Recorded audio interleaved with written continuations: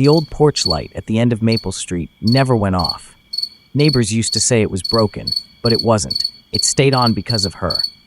Every night, rain or snow, Eleanor would sit by her window and stare at that light. It was her way of waiting, though she never said it out loud anymore. Her son Daniel had promised he'd be back before Christmas. That was 12 years ago. He was 19 when he left, young, full of hope, his duffel bag slung over his shoulder, waving goodbye as he climbed into that old blue pickup truck. He said he wanted to see the world before it saw him first.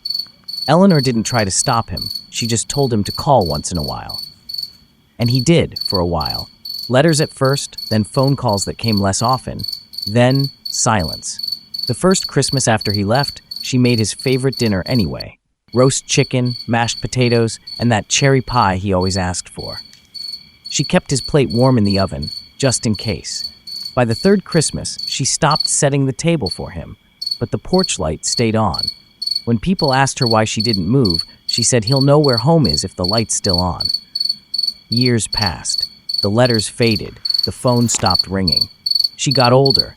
Her hands trembled when she poured tea, and her steps grew slower climbing the porch, but she never turned that light off.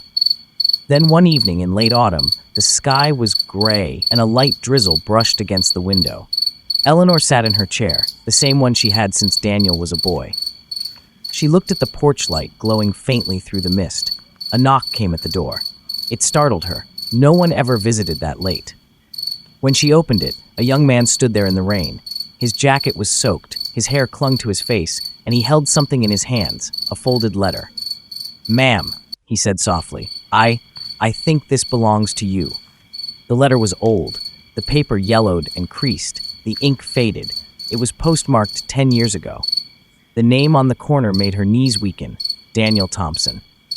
The young man explained that his uncle had passed away recently. He found the letter in a box of belongings from his time overseas. His uncle had served in the same unit as Daniel. With trembling fingers, Eleanor opened the letter. The words were shaky but clear. "Dear Mom, I don't know if this will reach you. Things are rough here, but I think about home every night. I dream about the porch light and the sound of rain hitting the roof. Don't worry if I can't call for a while. Just keep the light on for me, okay? Love, Daniel." Eleanor pressed the letter to her chest and wept quietly. The young man stayed with her for a while, helping her sit down. When he left, he noticed she was still staring toward the porch. That night, for the first time in years, the light flickered out. When the mailman came the next morning, he saw her sitting peacefully in her chair by the window, the letter still in her hand, a faint smile on her face, as if she finally knew her boy had found his way home.